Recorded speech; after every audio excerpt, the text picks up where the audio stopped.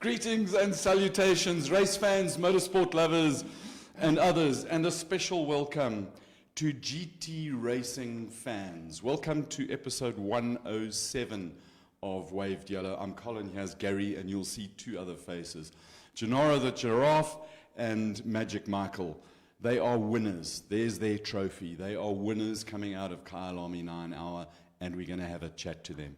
So if you've got any questions, queries, comments, and other things, write it down, Gary, on the notes. He normally does his finger like this. No, just make sure you're using the right finger. In the comments below, okay, there's it. Put all the questions in there, and the boys will answer them for you. Well, we will ask them, and then they will try and answer. There are a couple of juicy ones that have come so far. But first, what was? And a very, very happy birthday to Desiree Wilson for yesterday. Significant in that she's the first lady to win a championship Formula One race. And that was in Brands Hatch in the Aurora Championship in 1980. That car it's an ex-Jody Scheckter Wolf. So happy birthday, Desiree, pioneering the way for women. There were many, many others. And this weekend, Christina Nilsson was also there. So, 9 Hour, there's nothing else. That was the big thing this weekend. Gennaro Bonafede, Michael van Rooyen, welcome to the show. Thanks a lot for joining us. And you were talking about Steak Knife Tuesdays. Just explain that to us, Michael. Well, Gennaro had to explain it to me on Tuesday. I was moaning with him because I had such a Depro day. It was unbelievable. And he actually told me about Steak Knife Tuesday. And it was just a horrific day. I think from all the high over the weekend, it was just incredible realizing that it's all over. And just from such a high to such a low, being back at work, unfortunately. It was a terrible day, but I guess life moves on. That truly was an epic event. I don't know if any South African who hasn't experienced a GT3 race who would walk away and say it was not epic. Yeah, it was phenomenal. I mean, the whole thing, looking back on it this weekend, is just what an absolute success. You know, to put on an event like that for the first time in South Africa for 20 odd years, we've had such an event of that scale in motorsport. And I think the team did a fantastic job at Kyalami 9 Hour. I think they went through some serious challenges. I know that they struggled a lot in the beginning to understand this monster. And for sure there'll be learnings out of it, you know, for next year. But as a first pass goes, man, to come through sunset, just before sunset, and smell that braai that was going on the inside of the track through the inside of the car was just phenomenal. What does that do when you recognize so many smells? Your senses are incredibly heightened in a car. And what goes through your mind when you smell it going into sunset, which is not a slow corner? No, you just want food. You're just pretty hungry, to be honest. No, I mean, it's just one of those things. That moment for me was a realization of actually we're in South Africa. You know, I've heard of a lot of the guys that have done Nürburgring 24 hours that say that also around the Nordschleife there's morning guys making breakfast and you smell the fires and the food. But this for me was a real experience, and it was proper boerewors on the fire, and you could see the smoke coming off the braai, and for me that was just... Actually, you know what? We're at Kyalami and we're racing a GT3 car, which is just unbelievable. Michael, on the grid, that grid walk, I haven't been on a racetrack with so many people and so many high-powered and high-profile people. What is going through your mind on the grid? I must say, the whole of Saturday morning, I think I was pretty calm about the whole thing. But as soon as the cars started lining up on that grid, I sort of got emotional, and I think the whole realization kicked in of the magnitude of the whole event. I mean, to see all those cars, all those names of people lining up in those cars, it was just phenomenal. And I think then you sort of realized what's about to happen and what we're part of, and that was just exceptional. Gary, you were also on that grid because you worked for Stradale Motorsport. Was there a lot of dust in the air around about that time? Yeah, he caught me with the dust in my eye, and then, but from where I was, doing something completely different, and the way that the whole game is put together, the inside workings of the administration of the game, the way Sorrow conducts himself, was absolutely mind-boggling and eye-opening. I've never seen a race in my life controlled so well from an administrator's point of view. And the information that flows from administration coming down to you, and the things that people, the tools that different teams used to upset another team, was mind-boggling. That's part of it. You know, we discussed in the build-up to the race the professionalism and the need for each team to have a proper team administrator. And I think that a lot of people didn't, some of the local guys didn't really believe that. No, they didn't. But by Thursday, they kind of did. It was absolutely... A wake-up call like you can't believe it. I thought that it might be... Don't forget, episode 107, and thanks a lot to Henk for driving the show. Henk sits in a box there. One day we're going to go and pick the camera up and show you. He's in the control booth with his minions and banks of computers. So episode 107, Waved Yellow, write your questions, your queries. A little bit earlier today, some of you started sending them in, so we got some brilliant questions. And I thought it would be a good idea to walk through the weekend of the race with you guys from your perspective. Just before we go there, and a couple of guys are asking, and let's just put it out there. Guys are asking, what was the average coverage like? So guys, listen, just so you understand how great this thing was. It was the most viewed live stream on the sporting channel of YouTube on Saturday. Around the world. Okay? Globally, most viewed event. It was also the most viewed race of all 5 events of GT Intercontinental. Okay, Kyalami had the most views. And from the other smaller guys like what you and I were doing and all that in the back end and all the back end stuff and that, those were over 90 views of the back end video stuff that we did, which was purely the live streaming, you walking through the pits, me working with the one team, etc., etc. So it is mind-boggling that when you think about the audience that we chased and that viewing 90 things, that people in this country are hungry for motorsport. And walking around the track and the cars packed so deep was absolutely mind-blowing for me. It was pretty cool. I watched we'll get there. We'll get there. So, starts out, last time you were with us, Gennaro, you sadly, the first time in our new studio. Welcome to the global headquarters of Race Day. Michael, last time you were here, you brought your brand new helmet. You just picked it up and you were pretty excited. And that excitement built up, and we saw you on Wednesday.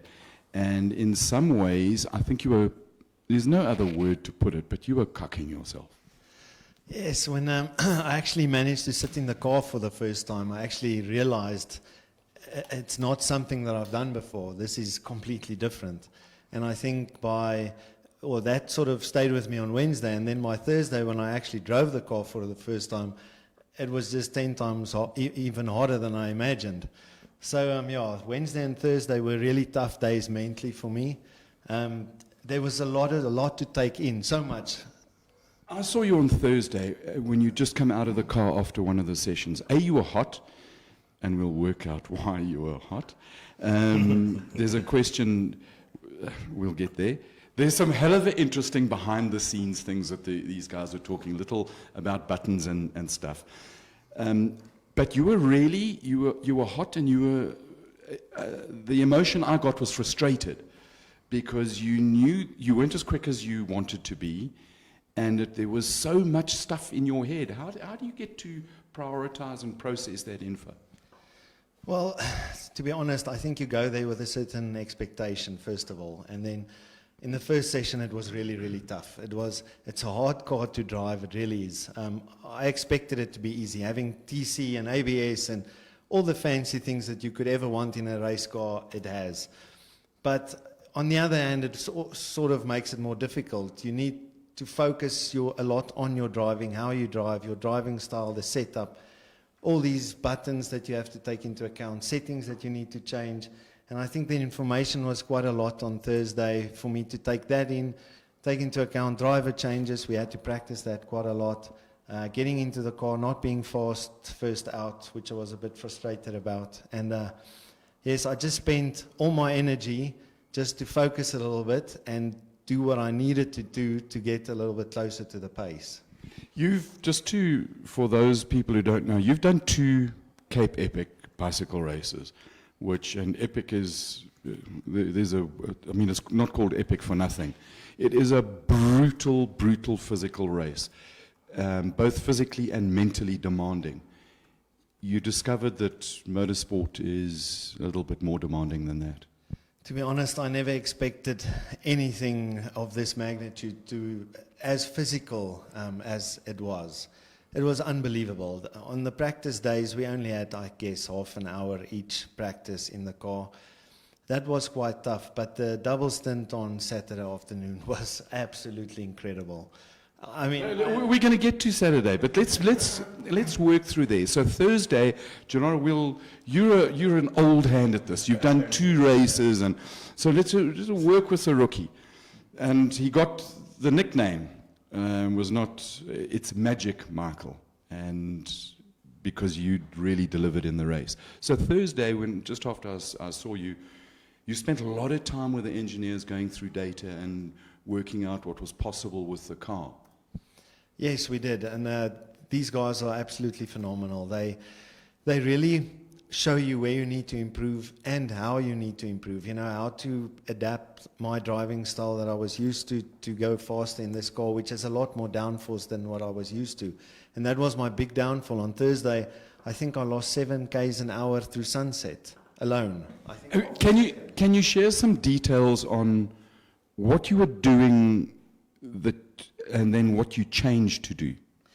Well, in the fast corners, it was pretty simple. Well, it sounds simple. So I would trail brake into the corner, which we're actually used to in GTC. And with that, you're loading the front, and then you're unsettling the rear. So now I know I'm slow in Sunset, for instance, but now I try and go 10 k's an hour fast into Sunset, loading the front with an unloaded rear, and that's just one big reason for havoc.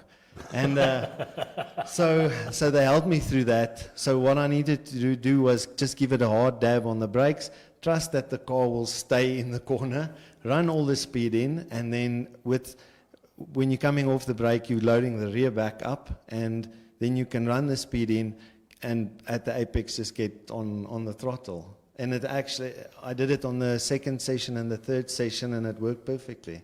And that's the first time you decide to put your trust in the machine. That's a big leap.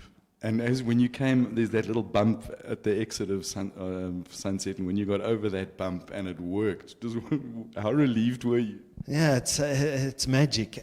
The biggest thing to me was the mind change between Clubhouse and then, Nashua. So you go through Nashua, you're understeering, you sort of have the back loose at 90, 100 k's an hour, I guess, or 110, whatever it is. And then you're getting to Sunset at 200 k's an hour, and now all of a sudden you need to believe that you have twice the grip you had one corner before. That was quite a change and something to get used to. But as the day got on, obviously it got easier, and the speed got better. And your confidence from Thursday just rocketed, and you could see physically you were more in control. Yes, I think once you become comfortable in the car, that helps a lot, obviously. You know what you can do. You're less emotionally occupied with thinking of 1,000 things that you shouldn't be and just focusing on driving. Then everything just gets easier. And then you really start enjoying it. Yes, qualifying, I must say, I really enjoyed. That was great, having the car, new set of tires, low fuel. It was magic. It came alive. Yes, it absolutely did. And I actually learned a lot in that session, although I only got 2 laps before the red flag. But I actually learned a lot in those 2 laps, getting to the limit of the car or closer to the limit of the car. And you did a great job in that you didn't scratch the car. Well, neither of us. I had one small incident with Perfect Circle, one small one, and actually in the bowl where we touched slightly. But other than that, no one put a dent in the car, which was great. That's the way race cars should be. Exactly, especially in an endurance race. That was important for us to get through the whole weekend clean, and, well, I think that's what gave us the win.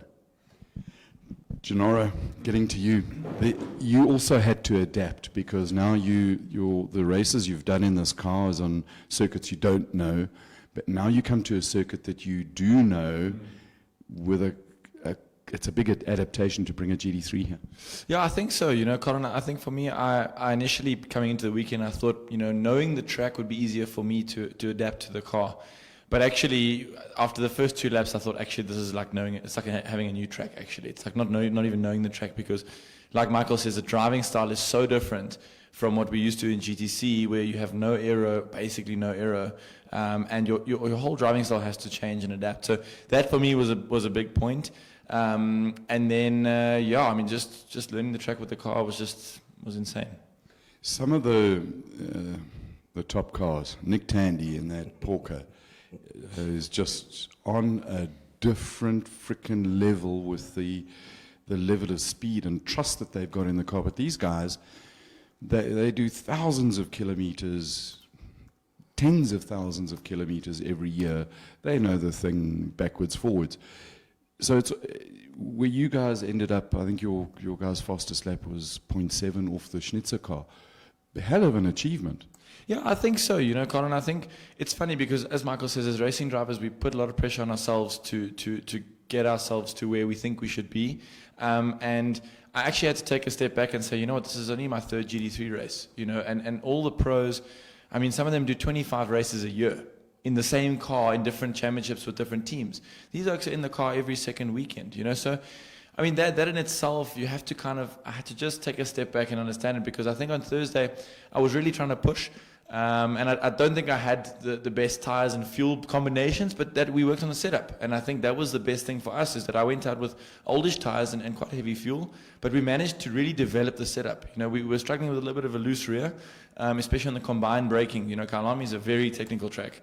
And I think a couple of changes we made were really, really positive. When you say combined braking, that's meaning braking and turning at the same time? Correct, yeah, because obviously a lot of the corners at Kyalami are really late apex and blind, and also off camber on turn-in. So it's a really technical track, and you have to be extremely careful with that balance platform and the weight shift.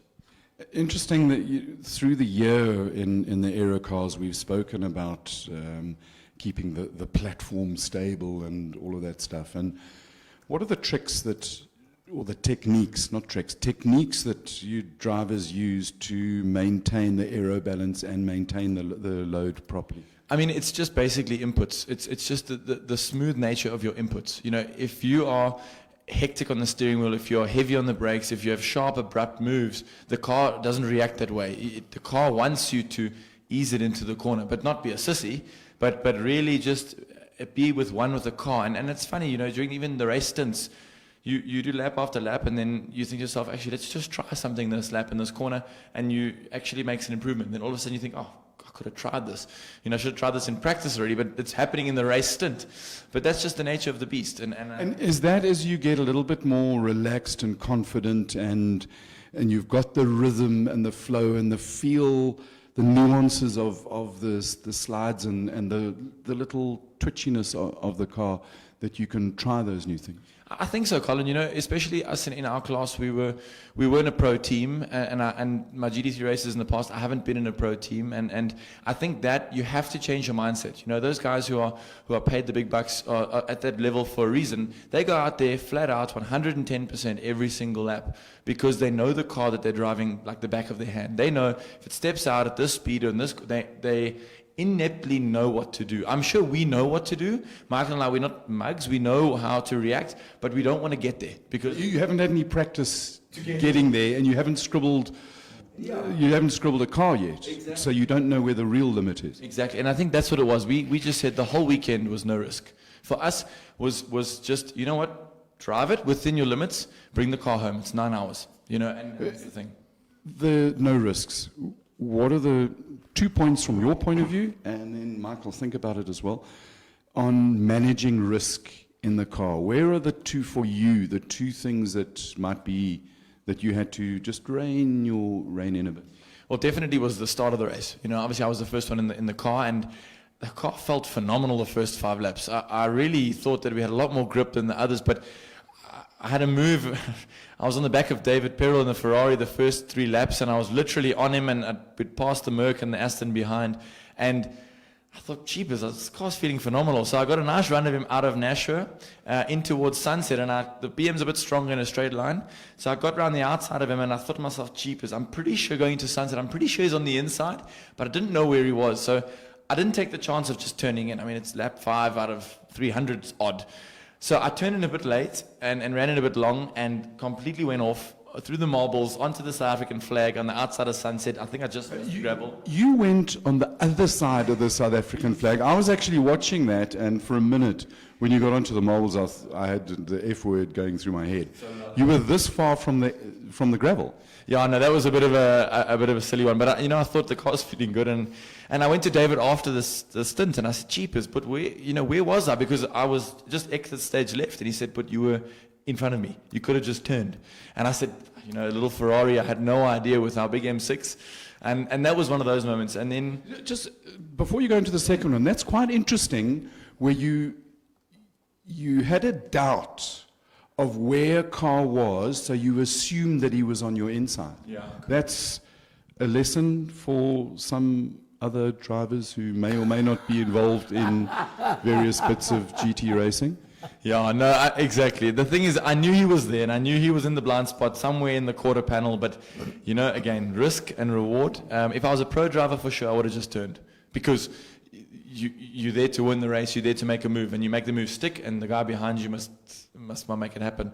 And if you had turned, if there was interference, he might have come out of it, because he also wants to survive, and he would have been cursing the arsehole who just cut him off. Yeah, exactly, 100%. So that for me is the biggest thing. But Second thing of reining it in? for sure was in the rain. For me, my last stint, last half an hour in the rain, the conditions were treacherous. I was 5th on the road behind Nicky Katzberg in the Pro BM.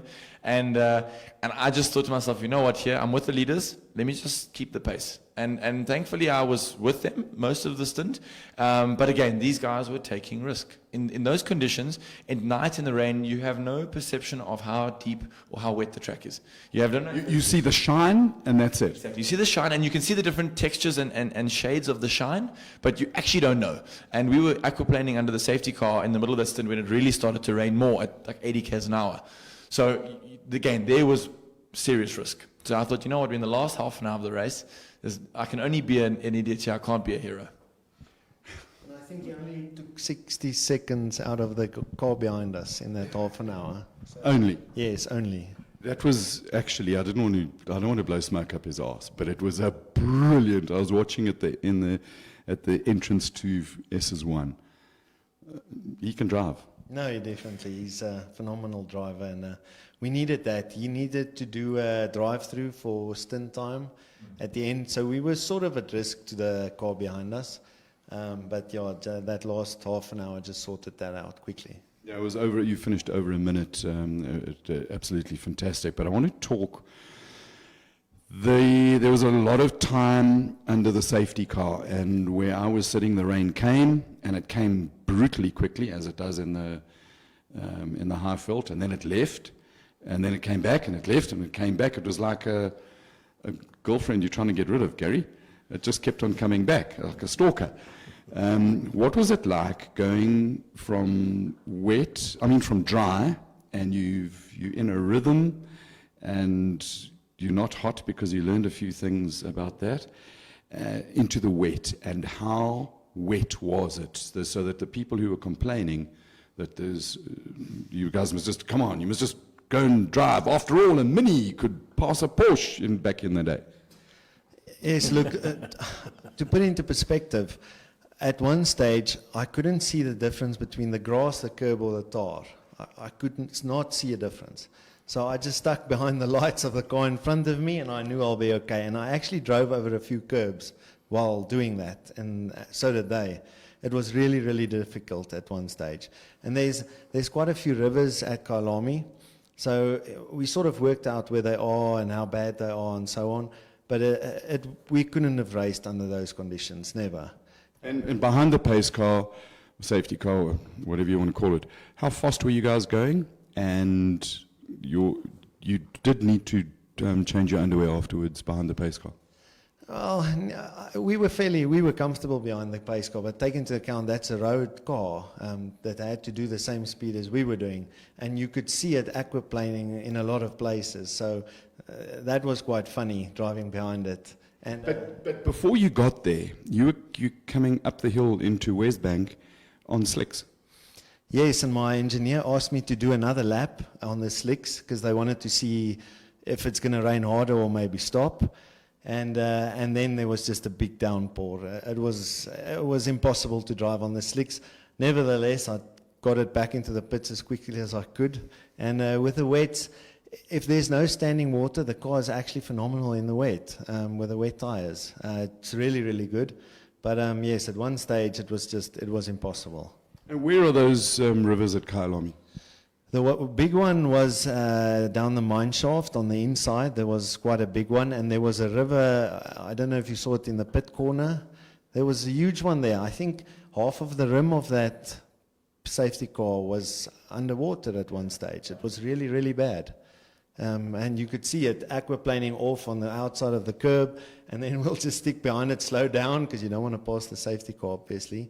But Because you were second on the road. You were right up there, about to lead this race, Michael.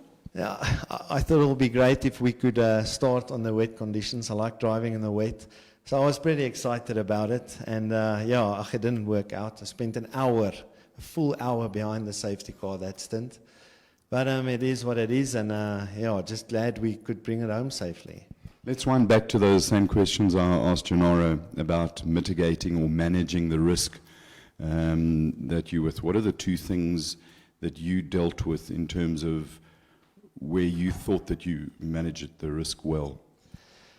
Well, I wouldn't say I managed it well, but I was running more TC, more ABS, and probably a safer map than I would have liked to. I think if I can look back, I would have loved to do another couple of laps with less ABS, less TC, more aggressive map. Yes, just to see what we can do actually in the car. I think I've got a bit of regret in that sense. But then again, we won the AMP Cup, so we can't actually regret anything. And because of what we did, I think we won.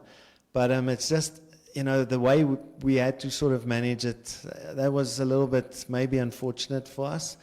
But like we run more ABS, for instance. So you need to pull back your brake mark a little bit because it's so aggressive. You jump on the brake and you just feel ABS, and then all of a sudden it stops in the corner. I think it's a little bit more time efficient to run a little bit less and maybe a little bit less TC, especially on the exit of the corners. The car, I had my setting, I think, on 3, which was quite a lot of traction control. But yes, that's what we did, and I think we had to do it because, especially for me, I was a complete rookie and probably still is. But He's, what did you say? A very, very fast rookie. Let me just tell you guys, I'm so impressed with this guy. First time jumping in a GT3 car, and I take my hat off to you, Michael, honestly. That's high praise. Coming from him, it's huge. It really is. And having seen what he's done, it was so nice to share a car with him. I really must say that was, and I think that took away a lot of the. It made it a lot easier mentally for me having shared the car with him because I could ask him anything, advice, anything, and he would just help, and that made it a lot easier. He's saying, let's do it again. There seemed to be a very relaxed atmosphere in that pit, and you even had your couch, or a replica of the couch, Michael van Rooyen's couch, Henk, is absolutely legendary. We even saw mechanics trying to modify it for him. I think they were just changing the air pressure, and you can see giraffe's legs. I mean, Just all legs. so there just seemed to be a really nice It looks atmosphere. like it's a very dark question coming from Gennaro with his glasses on. And you were brought into that team and made to feel at ease. It's an exceptional team, I really have to say. They were so relaxed. I was so afraid it's going to be such a tight affair it's a pro team. But I must say, the pro drivers in the other car, the mechanics, the boss, they were all just awesome. They really were. They were so down to earth, friendly, helpful.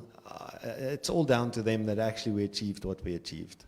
I want to go you started the race, so you nearly run off or you used all the track, all the available surface. And then you come in and you hand over to Magic, and the car is all in one piece. And what did you say to him when he got in the car? No, you don't say anything. Driver change. How much time do we have? Yeah, we did a driver change in 28 seconds. So, I mean, we were doing sub 30 most of our driver changes, which is okay. I mean, it's not super fast, but it's good enough. But you don't say anything. Literally, you have no time to say anything to anybody. You talk to the engineer on the in-lap.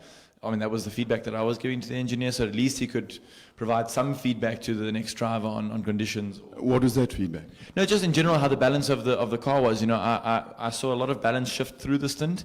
Obviously, starting on new tires and heavy fuel. The Kyalami was very strange. There was very little degradation in tires. That's we saw guys doing double stints on a set of tires, which never happens in the Blancpain series. So that was the ability to do that, and I think you see the balance shift as the weight comes down in the fuel and as the tires get a bit older. So What was it? Which way was the balance shifting? So obviously with the heavy weight and the new tires, it was a neutral balance. Then towards the middle of the stint, I felt a lot of high-speed understeer, and then towards the end of the stint, a bit of slow-speed understeer. So it was a bit of an anomaly, but you have to just drive it. I mean, that's endurance racing. It's just about understanding what you have. There's 3 drivers in the car, and you have to set up the car as the best overall balance for all 3 drivers. So for sure, there's teams that want to run more towards one driver, but at the end, you have to balance the car. So you hand over to Magic Michael, you get in your first race, car drops, you start it, and you rattle off down the pit lane. What's going through your mind? Well, I just wanted to keep it on the black stuff at first, and I think to make matters worse, I got in front of one of the Bentleys, I think the 108 car, and I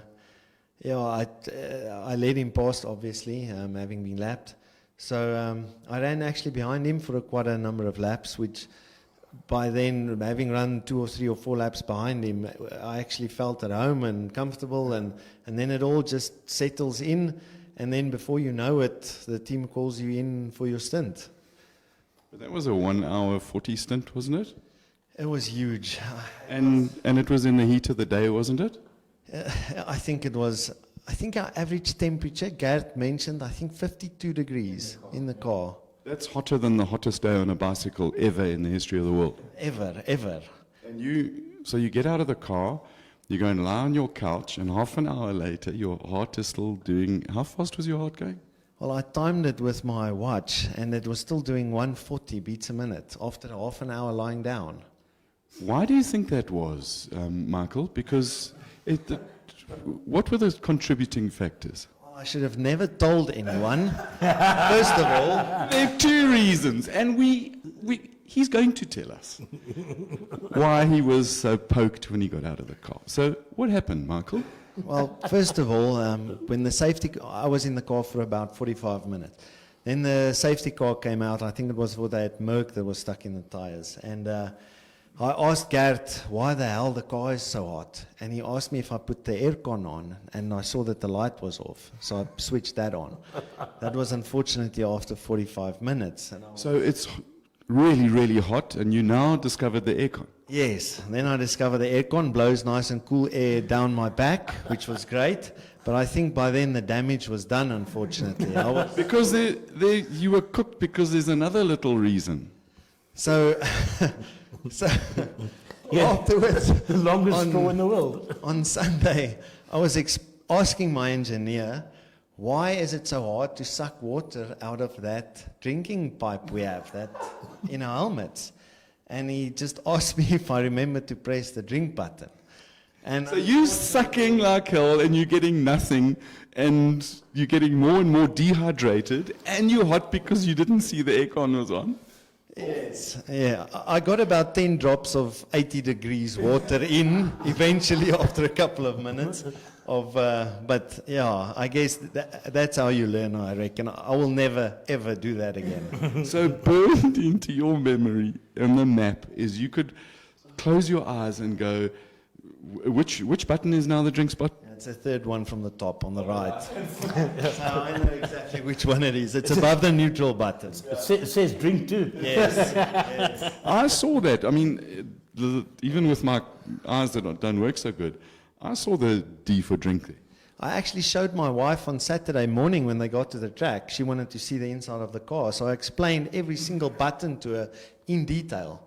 And I still forgot to press the button. Do you know of anybody else who's done that? There must be lots of people, but at least he's played along and admitted it. Yeah, no, I'm sure a lot of guys have done it and they just won't admit it. I had a similar instance in Spa when I didn't know the wiper button was on the steering wheel, and I thought it was on the switch panel, and I thought, jeepers, surely there's a wiper button here somewhere. And actually it was the last button on the left, so I was racing at Spa at night with no wiper for about 5-10 minutes.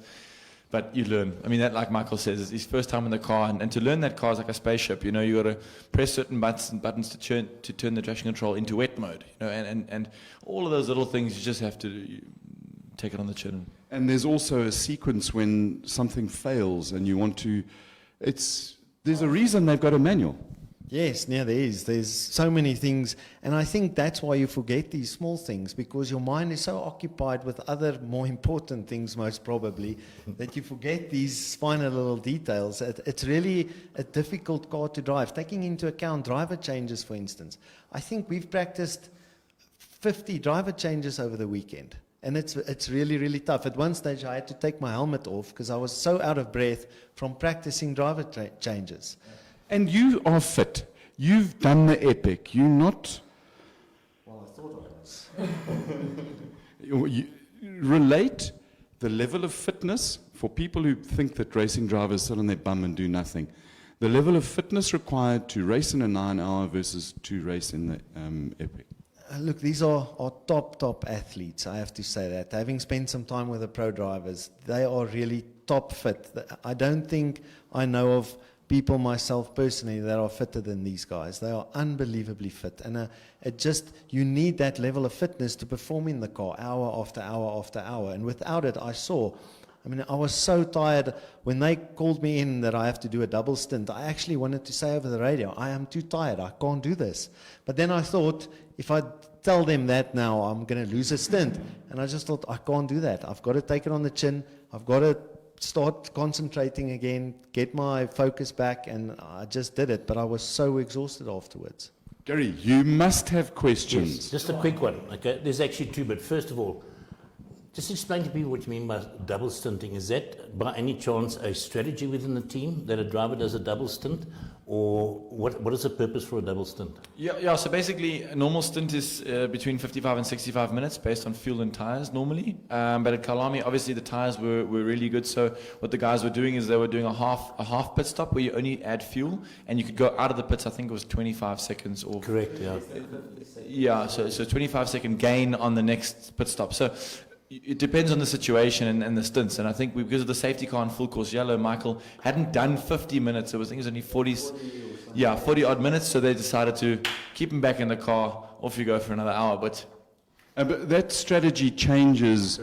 You build a normal strategy and you say, a stint is an hour as you go. But there might be safety car, yellows, something goes wrong with the car, and then your strategy caller has to be on the ball. I mean, we were so close in the end because of the safety car. My driving time flip. We were both on almost maximum on our driving time because Henry, our teammate, did 2 stints in the drive, 40 odd minutes, and he was super stoked to be like, listen guys, off you guys go for the evening. And I literally had to do that drive through to do my driver stint because we missed it by 1.5 minutes. And that's 1 lap, to miss the fact that we didn't have to do another pit stop. But I mean, in the end, it worked out fine. But if you're a pro team, that drive-through costs you the race. 30 seconds. And I mean, to gain 30 seconds in a stint, you got to be doing almost a second a lap faster than the oak behind you or in front of you. Well, we saw that with Sheldon, where they should have been on the podium, but they got a drive-through that shouldn't have been a drive-through. Yeah, exactly that. And that was to do with driver time. So, Gary. Another question. Just bring guys doing driver changes. And guys have seen it in various different sports. Do you guys change an inner seat fitting like that, or does pedals or boxes move? Just I've seen our colleagues. Yeah, no, that's one of the reason why they asked the question. What is the big difference between that? In other words, do you have a seat cushion that you go with, or are you one of the lucky guys where pedal boxes and the steering columns move. Yeah, so in the M6, actually, the pedal box moves. So you just put a little lever on the side and you can move the pedal box, lots of clicks. But Michael had a little seat cushion just to make sure you could see over a little one. Just yeah, proper one. A couch in the car. Almost had a couch in there. So you've got the steering wheel can also move. I'm led to believe that there's a rule, FIA rule, that the seat has to be fixed and steering wheels can move. Yeah, apparently that's the rules. And so, look, it actually makes it quite fun. I mean, obviously it'd be different if myself and like Saul Hack were driving in a team. I don't think that would work out. Much love, Saul. But you just have to compromise, you know. And obviously for me, I would have loved the seat to be lower, for my personal feeling, but there's 3 of us in the car. And that's the thing about endurance racing that is so special that you have to adapt for all drivers. Going through my mind. Saul Hack is about this high. I mean, well, he did a really good job in the Porsche, let me tell you. They won the Silver Cup, yeah. and first time out in the car, Dylan Pereira. How quick was Dylan Pereira? Never driven, won a couple of Super Cup races. How quick was he in that car? I mean, you must have been impressed, Magic. Well, actually, I think that was the time I was lying down from my first stint. On the couch. Yes, but we met them afterwards, and I mean they did a great job. They were really 3 very, very fast and competitive cars, and they did a great job. All 3 of them, I thought. So that was the 5th. We were talking a little bit earlier. There were 4 proper factory Porsches, latest spec. And they brought 12 of their top drivers. It was unbelievable. And then the Saul Hack car was run by Lechner, first time out in Lechner, first time for Dylan, first time for Saul, and they go and win the silvers. I think it's a superb result. Yeah, superb job. And just to put it in perspective, you know, I mean, the Maxi Goetz car and Marcello, that was at Mara Engel, that was in the wall on Thursday and then had a failure at the first corner. That was a brand new car from Mercedes-Benz. That was a brand new car for the weekend. So it just shows you that these manufacturers and teams are not messing around. You know, they send their best drivers, and 60 of the world's best drivers were there on the weekend. That's for sure. The level was super high. Gary, we'll get to that next question now. That Maxi Goetz car, that was a Group M Mercedes, and he just dropped a wheel off. I got into trouble around that because somebody at Mercedes-Benz didn't like the fact that if you want to see what the aero looks like underneath the latest generation Mercedes-Benz, we'll post a link later. Go and have a look at it. So it was up in the air, and we got Moeti to shove the camera underneath there. So it's great footage. I'll tell you what, Henk, take it down, and then we can sell it to Mercedes and Porsche. Gary, what's your next question? It's actually to do with the racing. Late in the race, when the field was all mixed up and spaced out, how tough was it to focus on your lap times in your own race and still keep out of the way of the leading cars? Yeah, that's always tough. You know, I mean, in my second stint, I came out in the leading pack. I came out actually in 3rd place on the running order. And you got to just be cognizant of it. You know, we had a decent pace, so they didn't like pass us around every corner. But you got to just drive to a delta. You know, that's how I felt it worked. Is that obviously in the dash we have a delta lap that's in there, and you got to hit your marks every single corner, every single braking marker. You got to hit them. And then when the guys come up closer and closer and closer, I just took like 2 laps where I just literally moved over down the straight, let the 2. It was the Audi, the Pro Audi, and the Pro Aston come past, and I thought, cool, I'll stick behind them. Stuck behind them for a few laps, and then. You know, you just need to be cognizant of what's going on around you. Because the drivers of the factory cars, they don't pay for damage. And the term that was used about, there was one car that was a bit slow in moving over, and one of the drivers sent a message, apparently, that said something along the lines is, we'll put you on the marbles and let the marbles do the work for you. Yeah, and I've experienced that at Spa. The pro guys, they see the little red sticker on the back end. If it doesn't say pro, they don't actually care. But it's fair. I mean, look, they're there to race their own race, and but the SR are very good like that. If there's a collision, they do. Always. So if there's a collision, the pro is always at fault. So that's what's amazing. If there's a driver contact problem or pushing wide or whatever, the pro driver has to take full responsibility, which I think is fair. Yeah, because this is customer racing after all, and you need the paying. The gentleman drivers are super rich. Gary, next question. There's a lot of, no, there's a lot of them, but as your questions have gone on, a lot of them have been answered. But there is one, before the 9 hour, a lot of people in South Africa, in the social media space, are posting negative comments about this, that, and the other, and that sort of stuff. Now that you guys have both finished that 9 hour and saw the support that happened to the race, what is your impression about what we could say to the people, the naysayers? Sure. Wanker. I'll be the politically incorrect one. You say that you love motorsport, and people who love motorsport don't watch us, Gary, but tell them. You say you love motorsport, yet you criticize it from your couch, on your keyboard. You're a wanker. Get off your bum, go to the racetrack, and have your eyes opened. And when you change your attitude towards the racing, it is amazing how much better the racing gets. Sorry, guys, I just had to do Okay, that. one last question. It was brilliant, wasn't it? No, it was absolutely phenomenal. And I think, that's the thing. You got to be there to experience it, and you got to understand what it's all about. And if you don't really understand the picture, it's not 1976 anymore. It's not 1982 where a Mini passes a Porsche in the rain. Nobody cares about that. Honestly, those nostalgic people, I mean, it's great that they're passionate, but we in South Africa need to breed a new motorsport fan. And I think still need to respect the older motorsport fan, but the new motorsport fan will not come from the guys that watched the 9 hour in 1982. I saw kids, teenagers, drooling over carbon fiber. Your toys that you lucky spoilt guys got to play with. I was like a kid there. Michael, how privileged is it to go and drive that gazillion euro car? Yeah, look, you can't put it into words. I mean, if we think of the magnitude of what we were part of, it's incredible. You can't put it into words. It really is. And just on your previous question, I don't think I heard or saw one negative comment of anyone about the 9 hour. I've only heard that the people said that who's been to Formula One races have said that it was on the same level that they experienced at a Formula One race. And everyone said it was phenomenal. Gary, next question. Yeah, just another one relating to cost. Another one is, what do we say to all the people that have negative about the cost, etc., of the race and to watch the race? So, look, I think that is a tough one, Gary, because, it's difficult for the organizers because you go to Europe and you experience these events in euros. And I think maybe that is a learning from the 9 hour, for sure. No, you're right, it was a fantastic event. There will be learnings.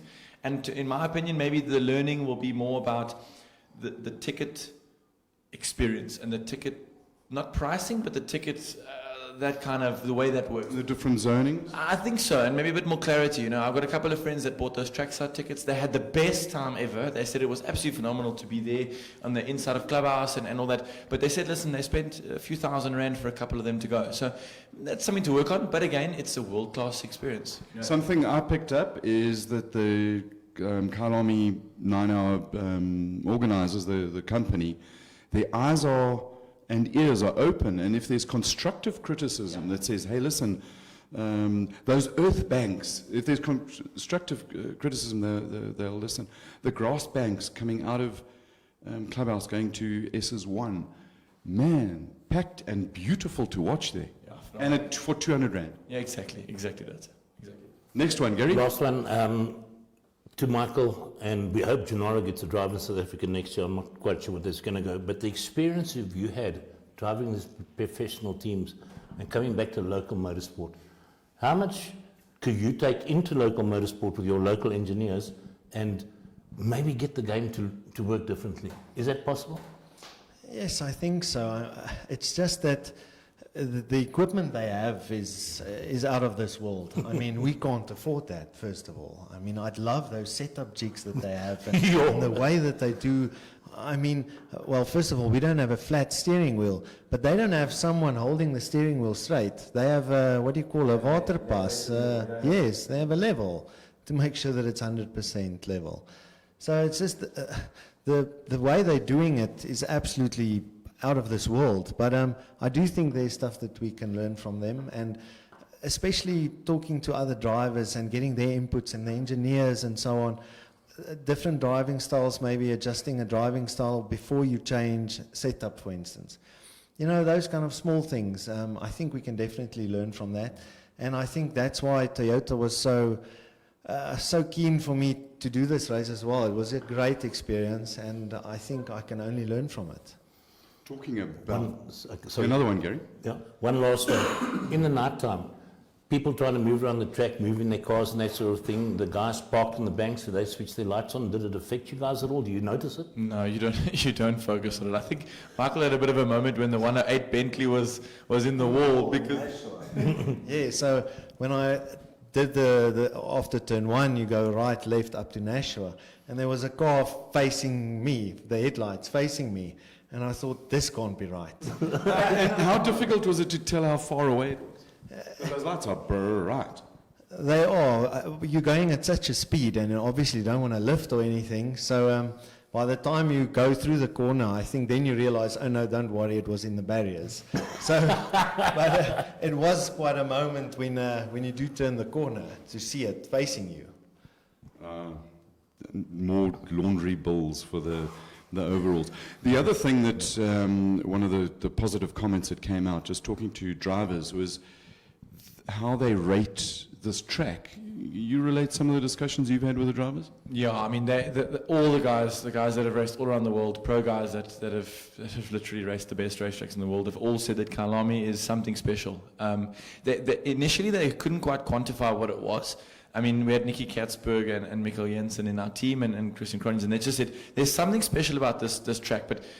And then it took them a bit of a while, and they said, okay, it's the off-camber braking, it's the blind corners, it's the fact that it's late apex and the exit's actually narrow, whereas most tracks open up on the exits, you know. So these are the small things that the guys all just said they absolutely love this track. So they'd class it as a proper technical track. Yeah, completely technical. And the amount of guys that said how difficult it was for them to string 5 laps together without making a mistake.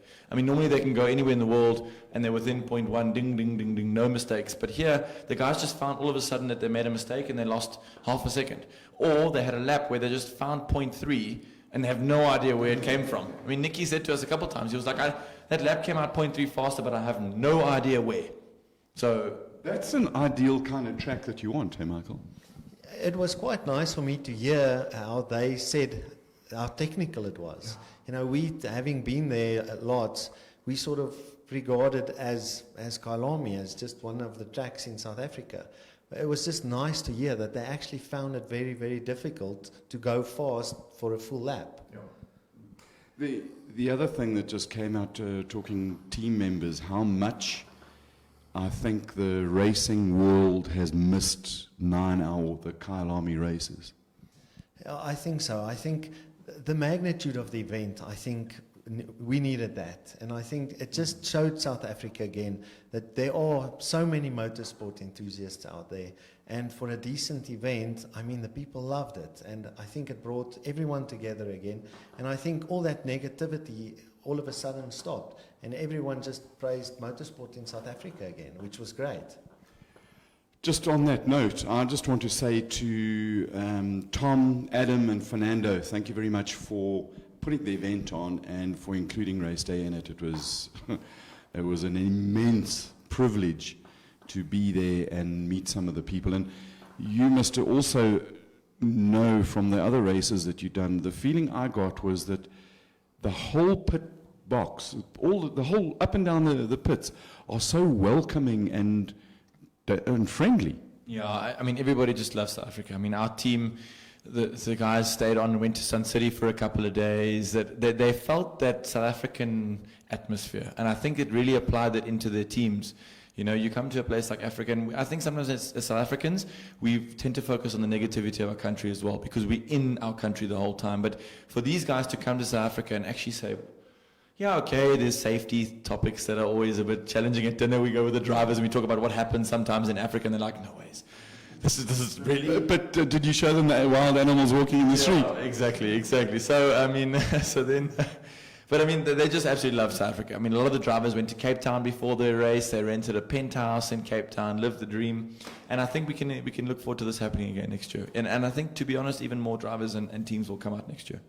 Well, if the rumor, the loose talk in the media center and in the building is to be, we know for a fact that the 9 hour is in for 10 years. That looks like it's a done deal. But the head of WEC was at the race. There's strong talk of MotoGP, and the big GP word was mentioned up and down with a lot of some of the international media mentioning the GP word more and more and more. My bet, WEC is here very soon. Gary, one last question. Not really, just everybody's now complimenting Kyalami. Toilets were clean, easy to get food, easy to get around the track. People that been visiting different areas around the track. What I found fascinating, they had buses circulating. Yeah. So you could park your car in one place and go and watch the 9 hours from 9 different corners and come back to your motor car. You didn't have to drive around the circuit. Everything was cool. So to all of you that enjoyed the Kyalami 9 hour, big hands up to you, and thanks for the nice compliments. We'll make sure we pass them on to Kyalami. Before we go, next steps. We know we're going to get to the excited kid who's just had his first, yes, this box that he's heard about it, and now he's got to open the box, and he's put his hand and fiddled a little bit. Racing for you next year, what's up? Yeah, look, I mean, there's a few things on the table, you know, a few different opportunities, but it all comes down to the budget and what we can find from a sponsorship perspective. So we're pushing like hell. I'd love to be in the Blancpain Series next year, maybe the Endurance Championship, and we need to see what's possible. This win, your win in the AM class, was huge for Walkenhorst as a racing team. They're a customer BMW team. They're busy right in the middle of negotiations for next year for BMW, looking to get some more support from them. The 10,000 euros you guys win, or the team wins, must go some way to paying for a Christmas present. And BMW end up winning.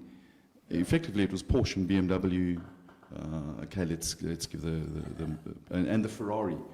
That one. So it must be huge, the win for Walkenhorst. Look, I mean, Walkenhorst have had an incredible last few years. You know, they won Spa last year in 2018. They are multiple VLN champions from BMW. So they're a factory-supported team. I mean, the car next to us was a fully factory team as well as the Schnitzer team. So they're a fantastic team, and I'm sure next year they've got big plans. And I think now is crunch time for a lot of people and a lot of teams and a lot of drivers. There's a lot of drivers out there in the world that are extremely fast and have a lot of money. So you got to just box smart, you got to box clever, and you got to understand the big picture and understand where you want to go and what you want to do.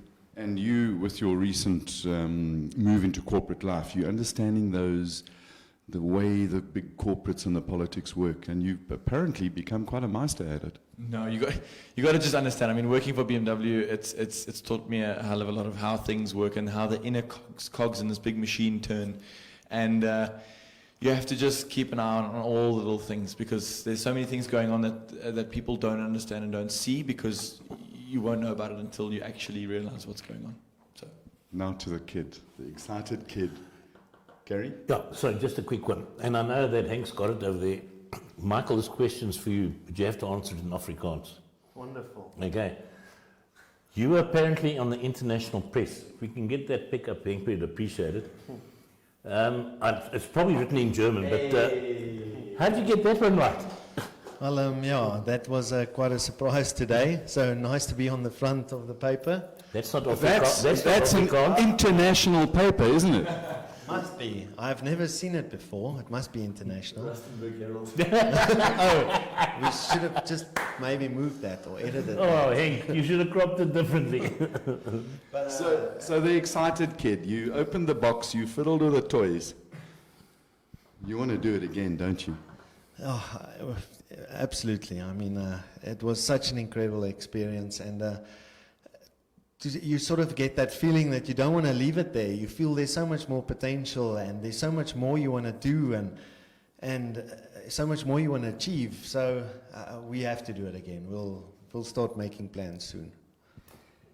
There was a queue of South African drivers in this race. Kishore Patamba, Lee Thompson, Michael Stephen, Craig Jarvis, Davy Jabir, Charles Arangis, Saul Hack, David David Perrell, Keep going, Gary, and remind me, because yes, I tell you what, I've got Alzheimer's, I'm not remembering. Well, if I guarantee you Yeah.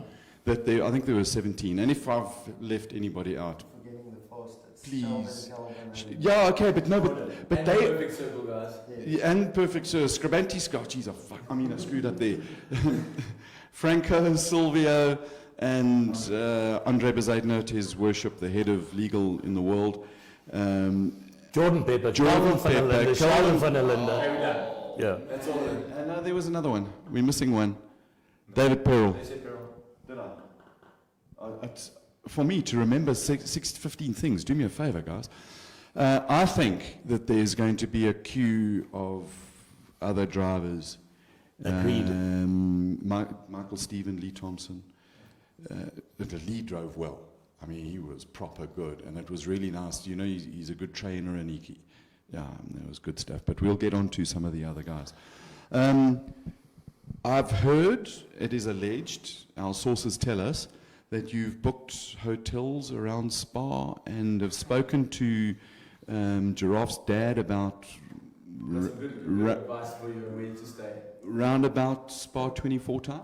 Well, I actually got offered to stay with his dad at Spa, so that's it brings off a little bit from the budget, which helps. There we go. So Spa's on, and same team, same combo. That's a confirmation. There you go. We knew that. No, I mean, look, none of this, we trying this. Corporate speak doesn't work here. This is WavedYellow. Yeah, okay, same team. I think it's fantastic. Right, on that note, the Magic Michael, thank you for joining us. Giraffe Bonafede, we did get your team to start calling you Giraffe a little bit more. Hope you don't mind. If you do, suck it up. That's the way of the world. Because you need a nickname. Exactly. And you need to show, you need a mascot. So if anybody wants to donate a mascot giraffe, for Giraffe to take to Spa next year when he and Magic Michael stay with his dad while they're driving the Walkenhorst car in Spa 24. Are you going to take a couch with it? Well, they were so kind to buy new couches here for us when there was nothing, so we can't expect anything less for Spa, I guess. But we need it, it needs to be red. No, mine's greyish, I think. Don't worry, the couch in the motorhome will be just fine, don't worry. Another Right, confirmation. So there you have it, the first one. That was, what's coming up? Never mind that I had a rant. I want to start a movement. And the movement it's sponsored by, in fact, the idea came from the DBAC Society of the World, the Global DBAC Society. You know that they are a founding partner and ongoing sponsor of the show.